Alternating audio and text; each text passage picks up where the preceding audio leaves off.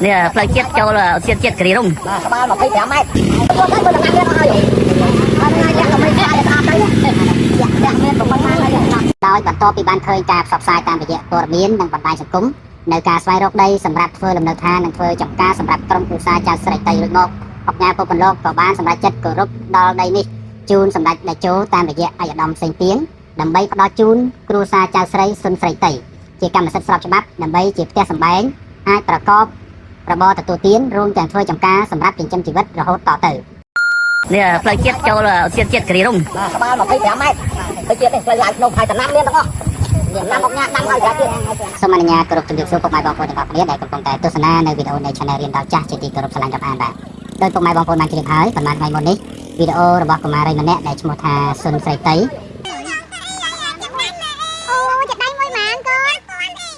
អាយុ4ឆ្នាំត្រូវបានផ្ទុះការគ្រប់គ្រងនិងចាប់អារម្មណ៍យ៉ាងច្រើនមែនទែនក្នុងវីដេអូនីមួយៗនៅលើបណ្ដាញសង្គមគឺមាន view រាប់ 100k រាប់ 10k មានដល់ M ក៏មានដែរបាទហើយជាពិសេសនោះគឺដំណឹងនេះត្រូវបានដឹងទៅដល់សម្ដេចអគ្គមហាសេនាបតីតេជោហ៊ុនសែនជាប្រធានព្រឹទ្ធសភានៃព្រះរាជាណាចក្រកម្ពុជាសម្ដេចក៏បានមានទឹកចិត្តអាណិតទៅដល់ចៅស្រីបាទហើយនិយាយសម្រាប់សម្ដេចគឺចៅស្រីហើយសម្ដេចក៏បានអនុញ្ញាតឲ្យក្រុមគ្រួសាររបស់ក្មួយស្រីតីចូលទៅជួបសម្ដេចនៅរសៀលថ្ងៃទី27ខែមេសាឆ្នាំ2025នេះបាទក្នុងការជួបជាមួយនឹងក្រុមគ្រួសាររបស់ក្មួយស្រីតីសម្ដេចក៏បានសួរសុខទុក្ខ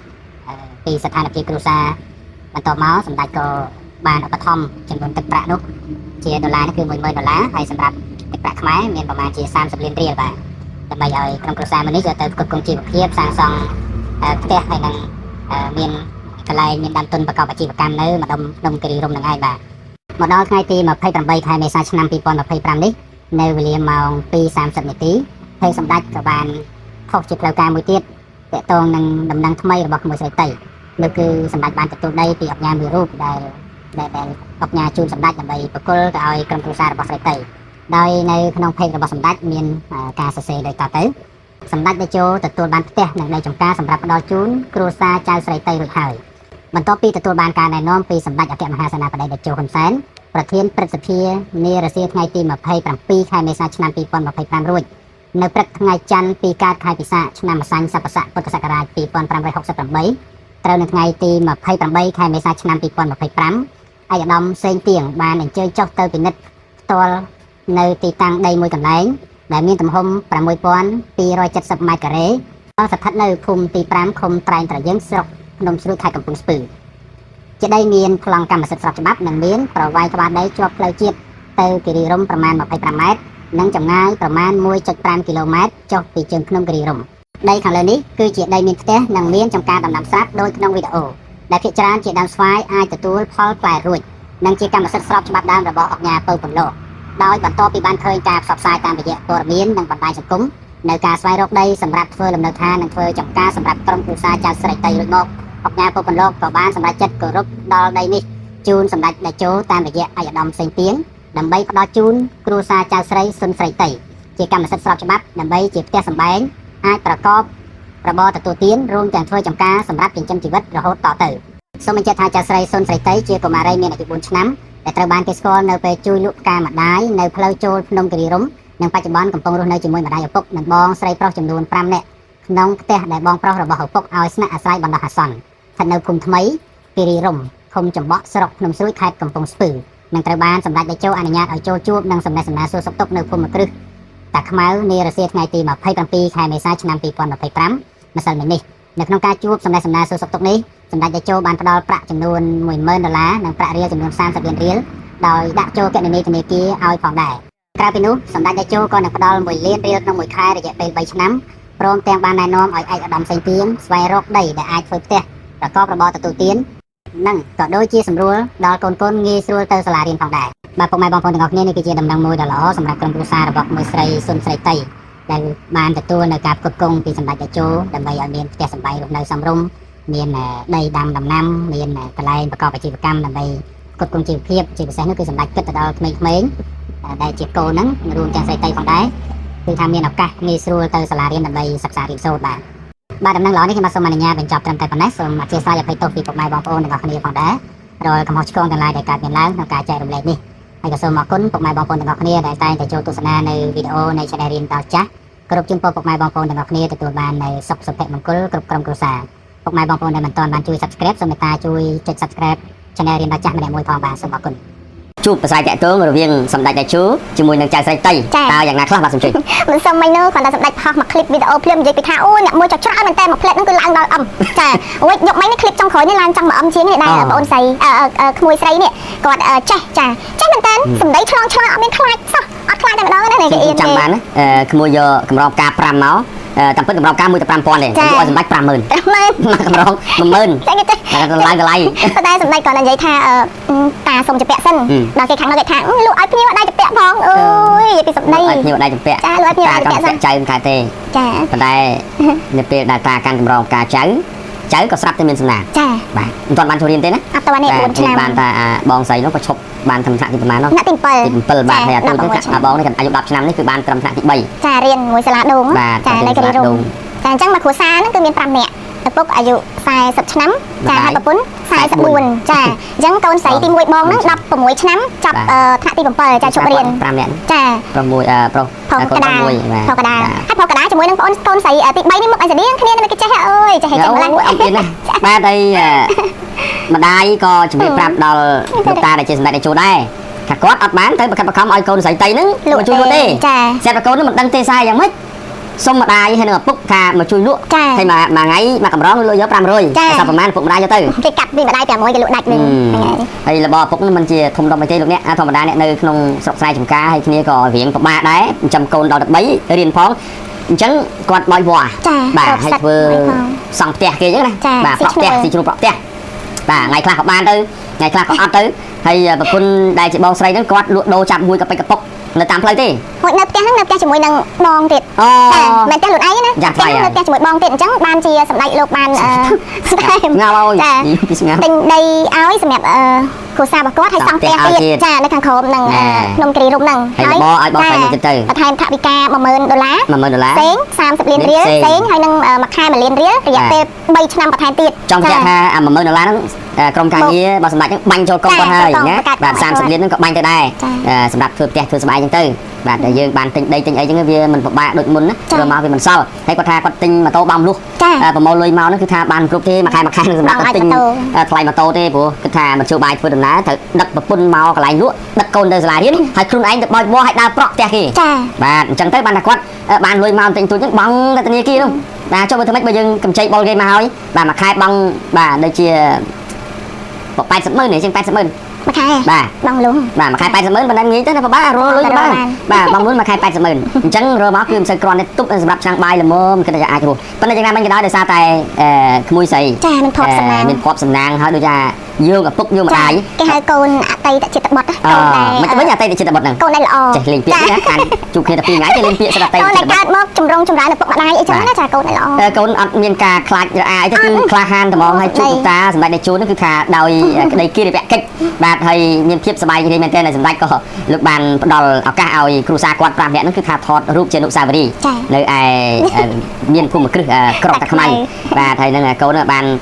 សប្បាយចិត្តណាស់ទាំងឪពុកទាំងម្ដាយគឺមានអីក្រៅពីអរគុណដល់សម្ដេចតេជោដែលលោកតែងតែប្រោះប្រណីទៅដល់បងប្អូនប្រជាពលរដ្ឋរបស់យើងដែលជួបទុរគតជួបការលំបាកហើយក្នុងនោះគឺខ្វះលទ្ធភាពក្នុងការសិក្សាគឺថាសម្ដេចតែងតែជួយបាទមិនត្រឹមតែចៅស្រីតីឬក៏ក្មួយស្រីតីទេដែលសម្ដេចយកអាសាអ្នកដទៃទៀតក៏សម្ដេចយកអាសាច្រើនមែនទេបាទបងប្អូនដែលទទួលបានការយកអាសាគឺគាត់បានយកមុខរបរទៅពង្រីកដូចជាកន្លងទៅនេះមុននឹងជួបចៅតីទៀតគឺជួបបងប្រុសមួយដែលសម្ដេចបើកលបឲ្យលក់នំប៉័ងនៅក្នុងខេត្តក្រចេះបាទឃើញចៅប្រុសគាត់ខិតខំប្រឹងប្រែងធ្វើការងារឲ្យគេច្រើនអញ្ចឹងលបនំប៉័ងហ្នឹងក៏វាជារឿងមួយសំខាន់ដែរឥឡូវគាត់បានរីកដុសដាលរបស់គាត់ណាបាទដាក់លក់ដាក់អីហើយលក់ដាក់អីមានម៉ាស៊ីនលនំប៉័ងធំចាបាទមើលតែក្រចេះទៅលេងទៅភ្លក់ហ្មងហើយឲ្យលុយគេដែរណាឲ្យលុយគេមិនបានទេតែបងប្អូនយើងក៏ចូលខមមិនគាត់ថាបងអូនកូនស្រីចាប់ពិតជាសំណាងខ្លាំងមែនតើដែលបានន័យថាគេហៅថាសំណាងមើលមិនឃើញណាចាហើយក៏អរគុណទៅដល់ភ្ញៀវដែលគាត់ជួយទិញកម្រងផ្កាបងអូនហើយថតបង្ហោះជាវីដេអូនេះខ្លាំងពេកគាត់តែពាក្យមួយម៉ាត់បានភ្ញៀវហ្នឹងរូបភាពដែលគាត់កាន់អីគេថាមិនទេអត់ចិត្តម៉ែពូអីមិនចឹងបាទអត់ចិត្តម៉ែពូហើយបើឃើញក្មួយចឹងហើយបើមិនទិញមិនដឹងអត់ទិញនឹងធ្វើមិនអត់លុយក៏ត្រូវ ហើយខ្ចីលុយគេទិញណា តានោះចូលមកពីលើឡានឥឡូវចោះកង់ទិញ កង់ទិញចៅ បាទលោកតាទិញភូមិការចៅមួយទៅ ចា កុំឲ្យថាប្រហែលឥឡូវចៅថា5000 4000ក៏ចូលដែរព្រោះកាន់យូរ តែគ្រាន់តែវីដេអូមួយហ្នឹងនៅពេលដែលសម្ដេចអត់ទាន់ប្រហោះចង់ជួបចាគេល្បីភ្លាមហ្នឹងម្ដាយឪពុកក៏ដូចជាបងប្អូនដែលគាត់នៅជុំវិញហ្នឹងគាត់ចេះតែមើលវីដេអូហ្នឹងឡើងវិញម្ដងទៀតគេថាចេះមិនក៏មើលមកអូនដដែលអញ្ចឹងអូនអត់ចូលចិត្តគេថាគេអត់ចូលចិត្តមើលរូបភាពគេដដែលទេមើលតែម្ដងបានហើយអញ្ចឹងទៀត អាចមើលនេះរូបភាពហ្នឹងនឹងប្រហែលអឹមនេះជួបសម្ដេចជួនៅថ្ងៃកន្លងទៅនេះគឺថានឹងប្រហែលអឹមទេ ចា បាទចៅស្រីមានគេហៅថាជួបកវាសនាល្អនៃក្រៅពីការខិតខំប្រឹងប្រែងរៀនសូត្រហើយឪពុកអ្នកម្ដាយទោះបីតែក្រហ្នឹងក៏លោកខិតខំប្រឹងប្រែងដែរ ចា បាទឲ្យកូនបានរៀនឥឡូវនេះផ្លូវជាតិចូលជាតិគ្រីរុងក្បាល25ម៉ែត្រ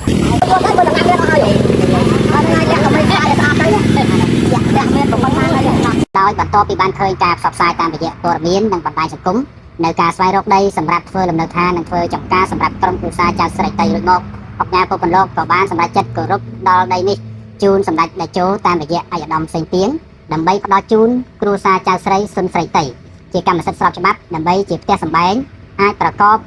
របរទទួលទានរួមទាំងធ្វើចំការសម្រាប់ចិញ្ចឹមជីវិតរហូតតទៅ នេះផ្លូវជាតិចូលជាតិគ្រីរុងក្បាល25ម៉ែត្រផ្លូវជាតិនេះផ្លូវឡើងភ្នំហើយតំណាំមានទាំងអស់មានណាំមកញ៉ាំដាំហើយចាទៀត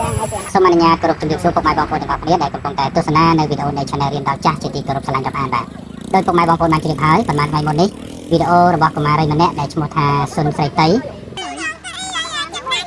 អូចិត្តដៃមួយម៉ានកូន អាយុ4ឆ្នាំត្រូវបានផ្ទុះការគ្រប់គ្រងនិងចាប់អារម្មណ៍យ៉ាងច្រើនមែនទែនក្នុងវីដេអូនីមួយៗនៅលើបណ្ដាញសង្គមគឺមាន view រាប់ 100k រាប់ 10k មានដល់ M ក៏មានដែរបាទ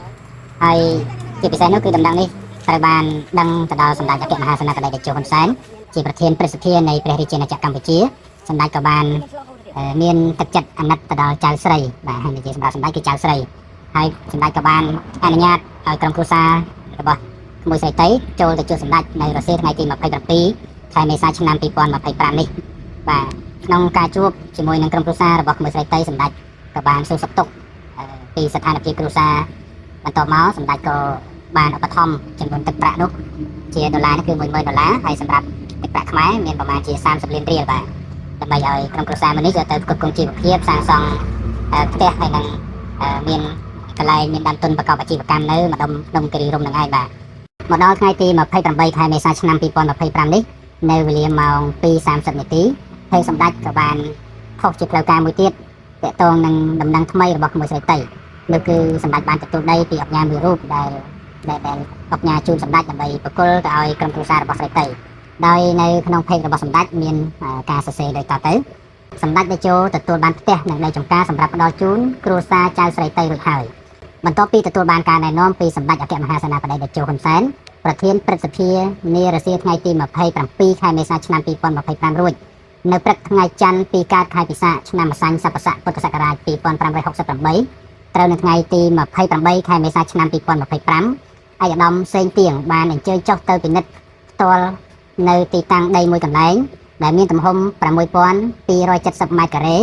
ស្ថិតនៅភូមិទី5ឃុំត្រែងត្រយើងស្រុកភ្នំស្រួយខេត្តកំពង់ស្ពឺជាដីមានប្លង់កម្មសិទ្ធិស្របច្បាប់និងមានប្រវែងក្បាលដីជាប់ផ្លូវជាតិទៅគិរីរម្យប្រមាណ25ម៉ែត្រនិងចម្ងាយប្រមាណ 1.5 គីឡូម៉ែត្រចុះពីជើងភ្នំគិរីរម្យដីខាងលើនេះគឺជាដីមានផ្ទះនិងមានចំការដំណាំស្រាប់ដោយក្នុងវីដេអូដែលភាគច្រើនជាដើមស្វាយអាចទទួលផលផ្លែរួចនិងជាកម្មសិទ្ធិស្របច្បាប់ដើមរបស់អង្គការពុកពន្លក